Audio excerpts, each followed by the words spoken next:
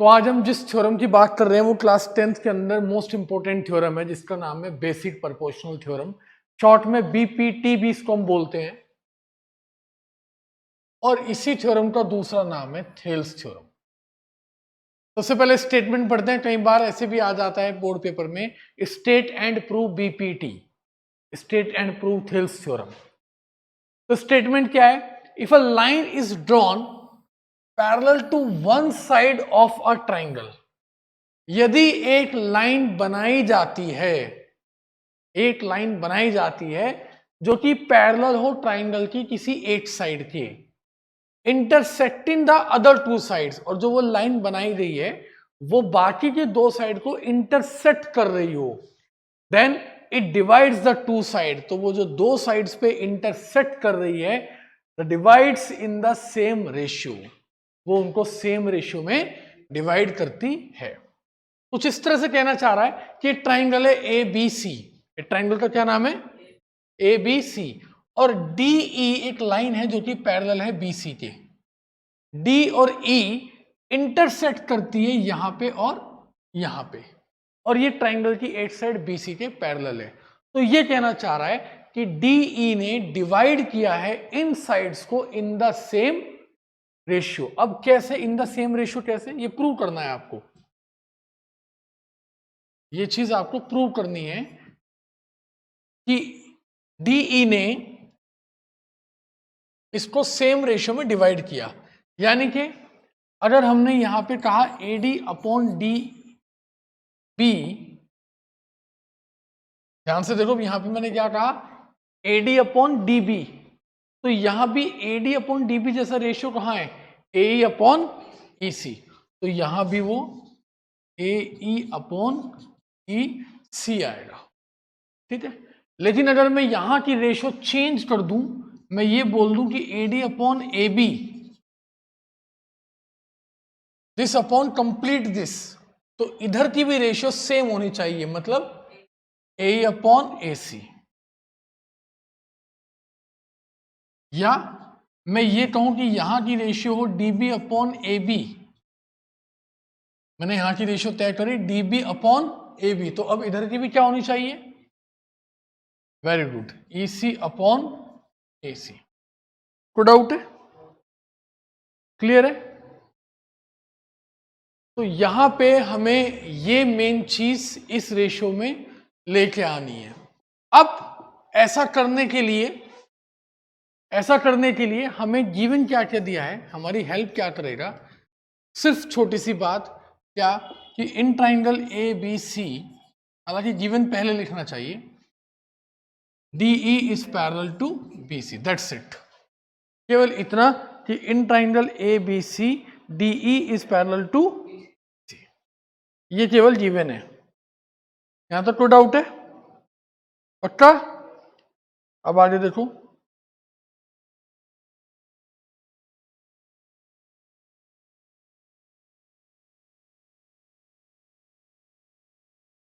ऐसा करने के लिए कुछ कंस्ट्रक्शन करनी पड़ेगी, और वो कंस्ट्रक्शन क्या करनी पड़ेगी वो यहां देखते हैं।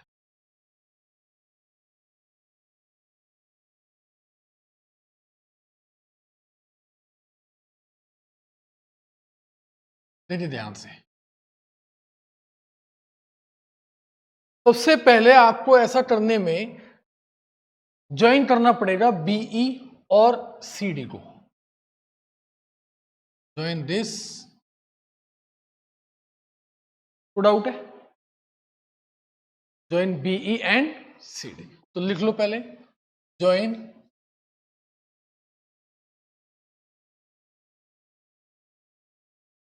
बीई एंड सीडी, पहली बात। दूसरी चीज, दूसरी कंस्ट्रक्शन, आपको एक परपेंडिकुलर डालना है डी से लेके यहां इस पूरी लाइन पे, इसका नाम है डी एम, और एक डालना है यहां से, इसका नाम है E N.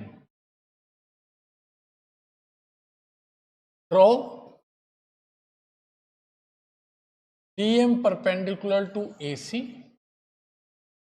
E N perpendicular to A B. यहां तो कोई डाउट है? आगे देखिए,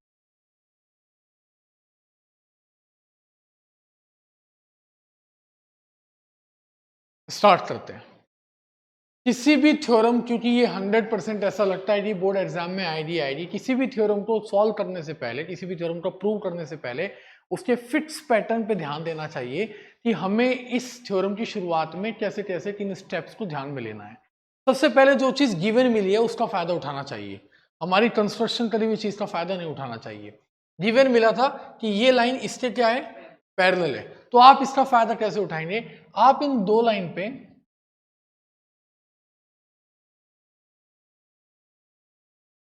ये फिगर ध्यान से रखेंगे जो मैंने बनाई है आपके सामने, मैंने किसे शेड किया है, इस पोर्शन को ध्यान से देखेंगे।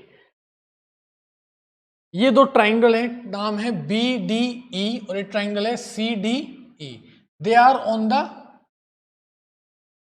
Same base, they are on the same base and between same parallel and between. तो अब शुरुआत कैसे करेंगे? Triangle B D E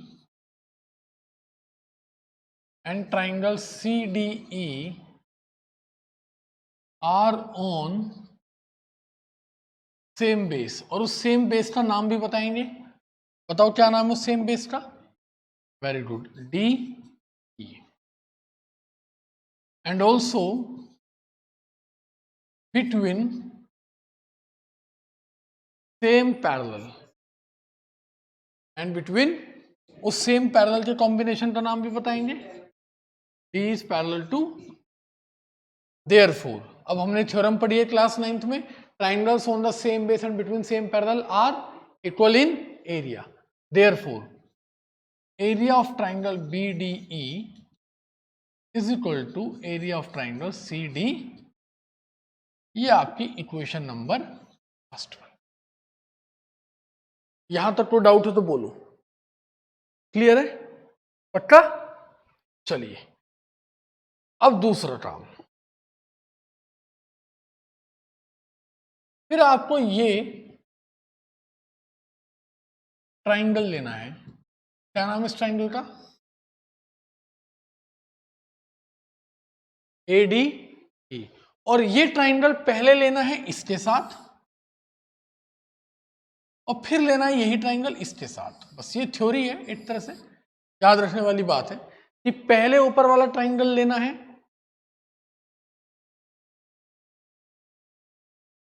now area of triangle ADE upon area of triangle जो हमने ऑलरेडी ले रखा है BDE। ADE को एक बार इसके साथ लेना और एक बार इसके साथ लेना है। एरिया ऑफ ट्राइंगल का क्या फॉर्मूला होता है? Half into base into. तो जब मैं बात करूंगा ADE की,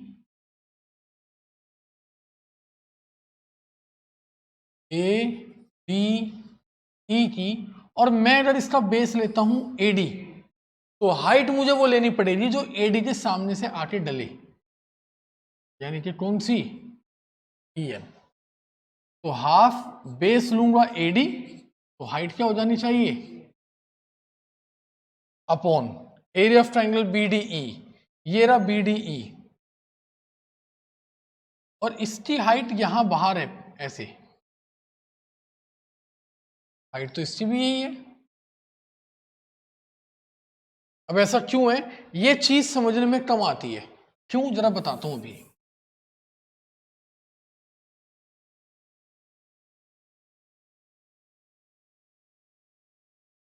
ये ट्राइंगल है, ठीक है?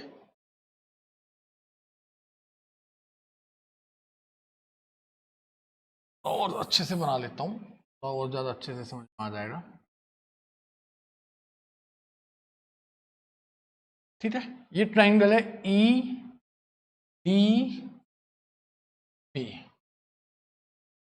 इस ट्राइंगल में अगर मुझे इसकी हाइट देखनी हो तो क्या वो हाइट अंदर बनेगी? हाइट तो यही बनेगी ना, और इसको थोड़ा सा एक्सटेंड करके माना जाएगा यहां, सही है? तो ट्राइंगल की हाइट का मतलब होता है कि अगर बेस ये है तो जो तीसरा पॉइंट है वो किस हाइट पे है। तो हाइट मेजर करने का तरीका तो यही होता है ना, ऐसा तो नहीं ट्राइंगल से बाहर चला गया। जब मैं इसी को जब मैं इसी फिगर को हल्का सा ऐसे घुमा देता हूं तो आप अब कंपैरिजन कर लो कि लगभग लगभग वही बात बैठ रही है क्या कि हाइट इसकी बाहर को जा रही है ना। तो बस ये जो चीज है ये एक्चुअल में ऐसे आई थी। ये बात क्लियर है। तो हाइट बेस है db और हाइट इसकी भी क्या है en। हाफ से en से इज इक्वल टू क्या आ गया ad अपॉन ये इक्वेशन नंबर आ गई 2। इक्वेशन नंबर क्या आ गई, यहां तो कोई डाउट है। अब इस बार मैंने कहा था कि एरिया ऑफ ट्राइंगल ADE पहले तो लेना था BDE के साथ, ले लिया।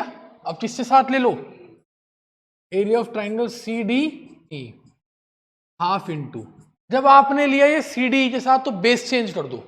अब बेस पहले लिया था ADE का AD, अब बेस क्या ले लो AE, तो हाफ इंटू बेस क्या आ गया। जब बेस AE है तो हाइट क्या होगा, वेरी गुड, हाइट हो गई DM। सेम नीचे बेस लिया EC तो हाइट इसकी भी क्या है, वेरी गुड, हाफ से DM से is equal to AE upon, यहां तक कोई डाउट है। चलिए इक्वेशन 1 का यूज करते हैं। BDE किसके इक्वल है? तो मैं और लगा के अगले पेज पे आ जाता हूं।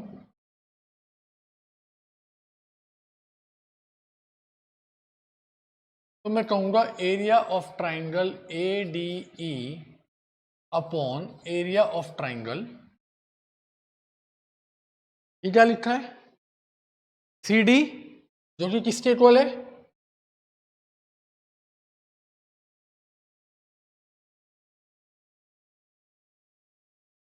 डाउट, इज इक्वल टू, यहां पे क्या लिखा था A अपॉन EC, यहां पे क्या लिखा था A अपॉन EC। इसको मान लिया मैंने इक्वेशन नंबर, सही है। अब जरा ध्यान से देखिए, सेकेंड इक्वेशन में LHS क्या है और थर्ड इक्वेशन में LHS क्या है, सेम है। तो फ्रॉम सेकेंड एंड थर्ड, जब इनकी LHS इक्वल है तो इनकी RHS भी क्या हो जाएंगी, AD upon DB is equal to,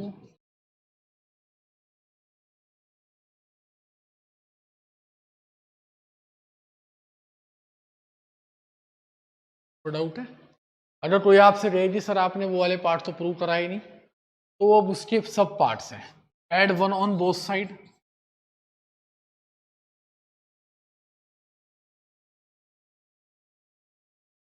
LCM क्या आ गया DB, यहां आ गया AD plus DB, AD plus DB, ऊपर AB आ गया, यहाँ एलसीएम क्या आ गया EC, यहाँ AC आ गया, ये भी एक पार्ट हो गया सेम प्रपोर्शन का।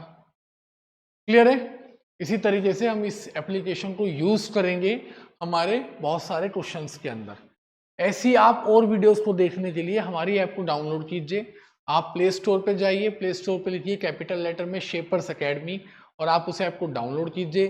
जस्ट ₹499 पर मंथ में आपको हमारे पूरे 10th के हर सब्जेक्ट्स का रिवीजन मिलना शुरू हो जाएगा। जो जो कोर्स आपको मिलेंगे, मैथ्स का होगा उसके अंदर अभी जो स्टार्ट होने वाला है बहुत जल्दी, और सिर्फ 99 रुपीज में आपको पूरे CBSE की टोटल MCQ की एक बढ़िया बहुत अच्छी टेस्ट सीरीज आपको मिलेगी।